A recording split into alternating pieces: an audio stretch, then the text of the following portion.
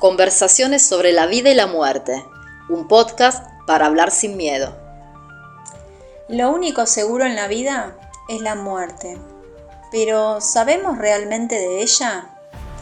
¿Qué pasaría si dejáramos de ver la muerte como el final y la viéramos como una maestra para la transformación? Este es un espacio donde compartiremos experiencias, lecturas, investigaciones, reflexiones, para entender el sentido de la vida y la muerte. Porque hablar de morir es una de las formas más honestas de vivir. Somos Lorena Collantes y Silvia Bergandi, y esto es Conversaciones sobre la vida y la muerte. Planteamos preguntas, ensayamos respuestas.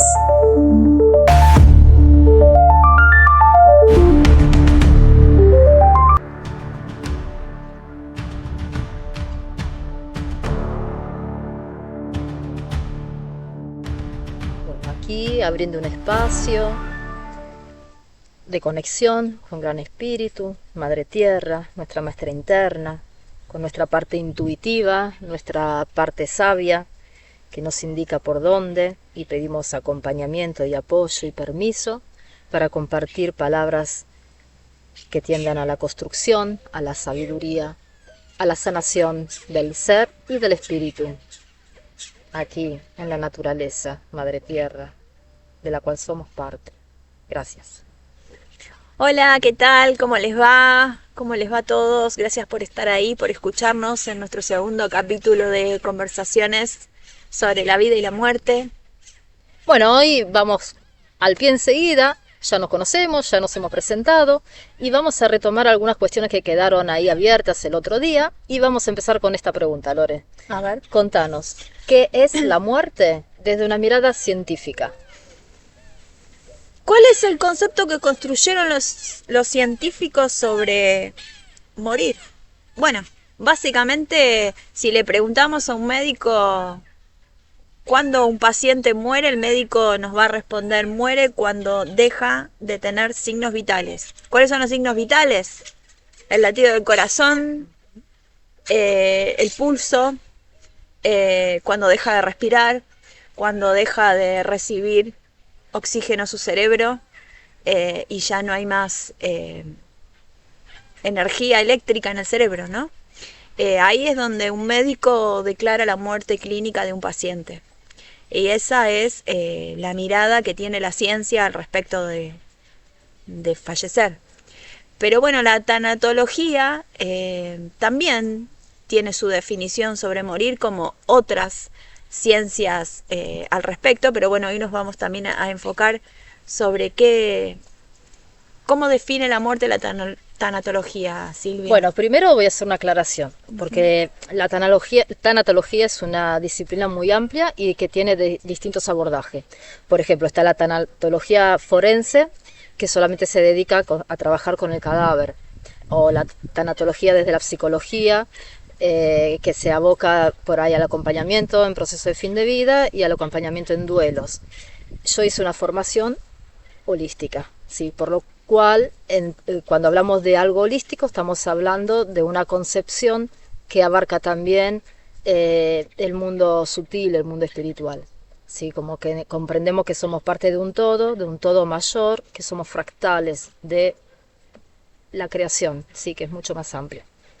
Desde la formación, de la cual estoy muy agradecida, es que decimos lo que ya comentamos el otro día: el proceso de muerte es el proceso a través del cual el alma se va desprendiendo del cuerpo físico. Entonces, la muerte clínica es la muerte del cuerpo físico, es la muerte de esta identidad, de este cuerpo, pero nosotros somos más que eso, ¿sí?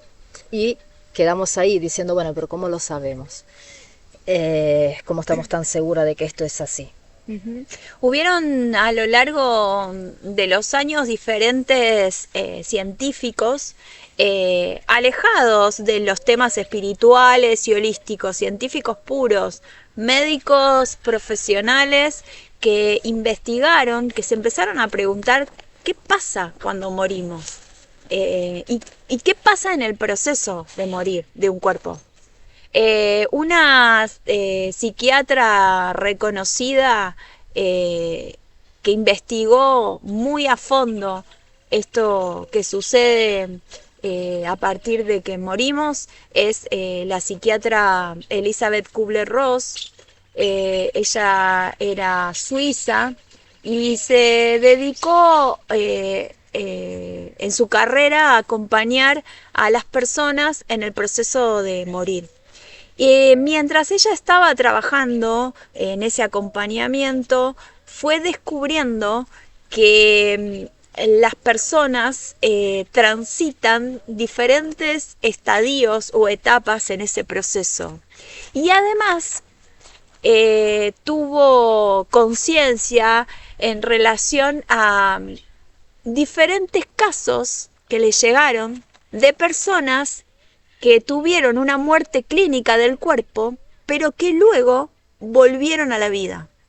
Eso a ella le despertó un gran interés y fue una gran investigadora al respecto y ha dejado documentos muy importantes que relatan esas experiencias. Bueno, Elizabeth Kubler-Ross escribió La muerte de un amanecer, entre otros, ¿no? Los dos más conocidos son La muerte de un amanecer y La rueda de la vida. Allí ella va contando toda su experiencia como médica, como dijo Lore, con su acompañamiento de los moribundos. Y bueno, estudió, investigó. Cuando hablamos de que investigó es porque hizo una investigación de miles de casos. Y en los hospitales donde ella trabajaba, en Estados Unidos, fue haciendo seminarios donde convocaba a personas que estaban en proceso de fin de vida, que eran internos, ¿no?, de los hospitales, y los seminarios tenían que ver con que los protagonistas del proceso de muerte eran los que contaban sus sensaciones y lo que pensaban.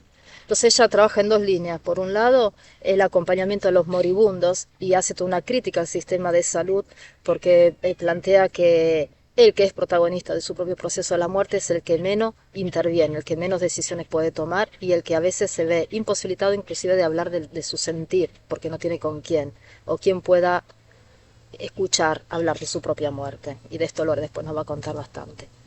Y por otro lado hace una investigación de los casos de experiencias cercanas a la muerte, ¿no?, de personas que clínicamente están dadas por muertas pero que luego vuelven a la vida. Igual que ella, podemos nombrar por ejemplo a Raymond Moody, que escribió Después de la vida. Acá también tengo el librito. Él hace una investigación y conoce personalmente a Elizabeth Kubler-Ross. No se conocían al principio, luego sí.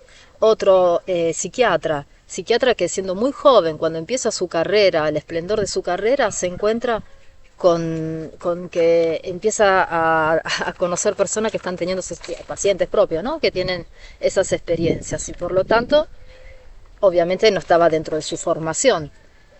También hace un estudio muy profundo y muy bien detallado donde da cuenta de que todas las personas que tienen experiencias cercanas a la muerte tienen patrones comunes, o sea, van cumpliendo con los mismos pasos. Todos tienen las mismas sensaciones, primero de alivio, ¿no?, de poder, de que se encuentra en un determinado momento con una luz.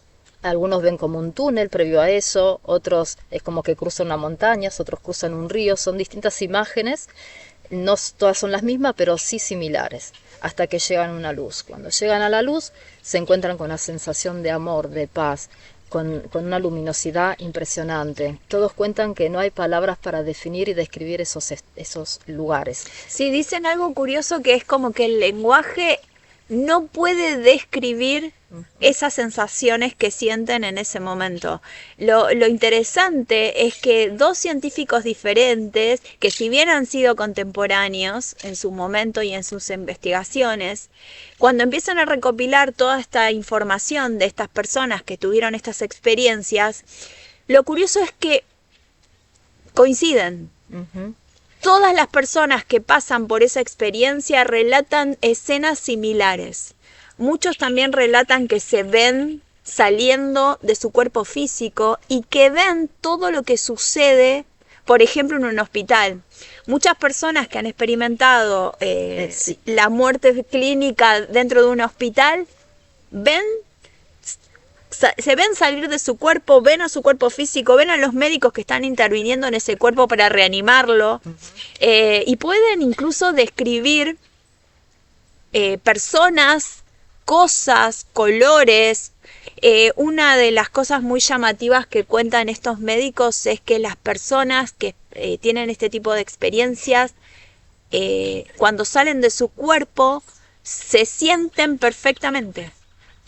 Si por ejemplo una persona muere en un estado de dolor físico, ese dolor inmediatamente desaparece. Hay relatos de personas que fueron ciegas y que mueren y que cuando salen de ese cuerpo físico ven colores y pueden describir específicamente todo lo que vieron. Bueno, el caso, por ejemplo, de Bruce Greyson, que también es un médico, que él escribe, paren que lo tengo acá anotado, es psiquiatra de la Universidad de Virginia y él escribió Después de la muerte.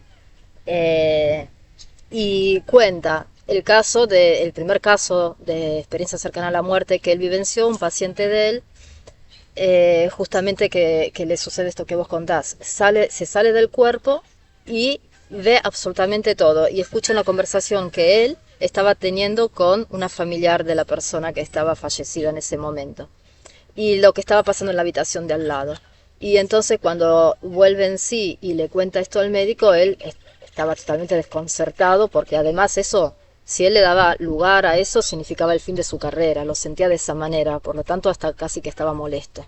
Pero cuando escribe este libro, él empieza contando detalles de cómo se había hecho en la corbata una mancha con salsa, o sea, todo un relato muy minucioso, para después dar cuenta de que esa persona había visto esa mancha, o sea, no había posibilidad de que eso sea algo real, ¿no? Uh-huh. Y otro que me encanta, que sugiero mucho su lectura, es Segarra, Manuel Segarra, uh-huh. Médico cirujano. También en sus comienzos comienza a tener experiencias hacia darse cuenta de eso y entonces empezó, no lo dijo, en realidad él dijo, yo me lo callé porque si yo decía eso en esa época, hace 40 años atrás, era el fin de mi carrera en sus comienzos. Estos médicos tenían en común eso, ¿no? Que en la sociedad de científicos eran mal vistos. De hecho, muchos médicos de aquella época catalogaban este tipo de experiencias a personas que estaban desquiciadas mentalmente. Muchos decían que era producto de una alucinación que se genera en la corteza cerebral una vez que se pierden los signos vitales. ¿Y por qué no es una alucinación? ¿Cuál es la diferencia? La diferencia básica, según Segarra, es que una alucinación es algo, primero, totalmente incoherente, es un relato absurdo, es un relato que rápidamente la persona que lo vivenció lo olvida. En cambio, cuando se trata de una experiencia cercana a la muerte, primero que miles de personas de distintas culturas, en distintas partes del mundo, lo viven con el mismo orden, ¿no? Esto que estábamos contando antes, cuáles son los pasos que suelen suceder. Que se suceden uno a otro. Y por otro lado, luego de esas experiencias, las personas vuelven cambiadas. ¿Cambiadas en qué sentido? Vuelven con otra interpretación sobre qué es la vida. Y vuelven con esta sensación de no poder hablar de eso porque el resto no los va a escuchar. Muchas veces sucede que las mismas familias no se abren a esos relatos porque los consideran fantasiosos o parte de un delirio o del momento. El tema es que entonces Segarra dice, un hombre serio, no es ningún místico. Elizabeth Kubler-Ross decía lo mismo, decía, yo no soy ninguna mística. Yo jamás dejé de tomar café, de fumar puchos y jamás medité. O sea, nunca tuve una vida espiritual. ¿Qué queremos decir? Nosotras sí. Sí, nosotras compartimos un camino espiritual. Por ahí podemos estar más enmarcada dentro de eso, pero cuando hablamos de misticismo, ¿de qué estamos hablando? Porque una cosa es tener un camino espiritual y otra cosa es fabular. Hay muchos prejuicios sobre estas cuestiones, pero si uno mira a como es Segarra, a Elizabeth Kubler-Ross, a Greyson, son personas de la ciencia, son personas formales, son personas de saco y corbata, ¿no? Tal cual. Que nada tenían que ver con una búsqueda mística. Y personas que también han investigado a lo largo de su trayectoria como científicos, como médicos, ¿sí? Y al principio han sido rechazados, pero al mismo tiempo, a medida que fueron avanzando en sus investigaciones y fueron recopilando todos estos relatos de todas estas personas a lo largo de todo el mundo, esto empezó a tomar otro tipo de peso, de seriedad al respecto. Y de hecho hay millones de casos en el mundo documentados sobre estas experiencias, sobre cómo la persona deja de tener signos vitales y su conciencia sale de ese cuerpo, cómo esas personas se conectan con seres que ya fallecieron previos a la muerte de las personas. Digo, muchos relatan que los esperaba su mamá, su papá, su abuelita, su tío fallecido hace 10 años. Digo, todos relatan historias bastante coincidentes. Uh-huh. Bueno, todo esto para qué contarlo. Se los contamos un poco también para que ustedes entiendan que nuestra construcción política y filosófica y científica sobre la muerte es porque hemos leído y hemos investigado sobre esto, más allá de que cada una de nosotras tiene una propia experiencia al respecto sobre el proceso de morir. Yo no sé si Silvia, vos querés contar un poquito qué experiencia te acercó aún más a este tema tan apasionante.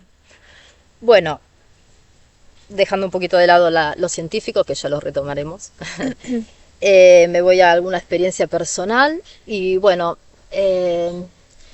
no sé, en mi vida hay un lugar para la muerte que es muy particular. Desde chica es un tema que me fascinó, que me atraía, ¿no? Entonces, en mi adolescencia, por ejemplo, solía ir al cementerio a sentarme ahí. Vivíamos cerca de un cementerio en Granbur, provincia de Buenos Aires, y yo ahí encontraba como un lugar de paz. Y en ese momento no tenía nada que ver yo con lo holístico, ni con meditaciones y nada, pero era un lugar que a mí me generaba una sensación de calma, de paz. Y después pasó el tiempo y nunca más me acerqué por ahí a eso. Y cuando ya siendo grande empiezo a trabajar en el consultorio haciendo acompañamientos con flores de Bach, bueno, empezó a llegar gente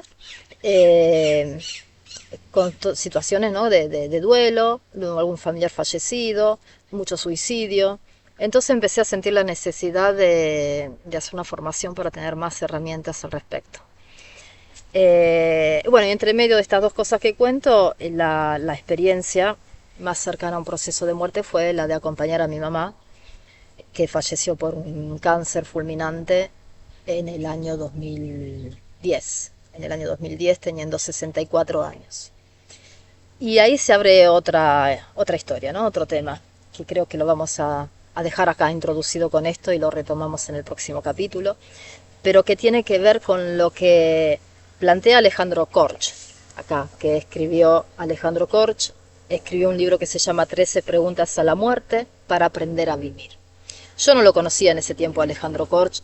Cuando me falleció mi mamá todavía faltaba un trecho para que tome estas lecturas, pero me resonó mucho cuando lo empecé a escuchar a él, porque él dice que la muerte es la gran transformadora, es la reina de las transformaciones.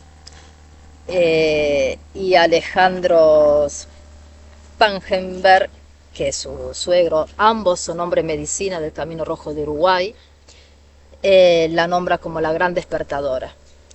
Y yo siento que eso es lo que experimenté con la muerte de mi mamá.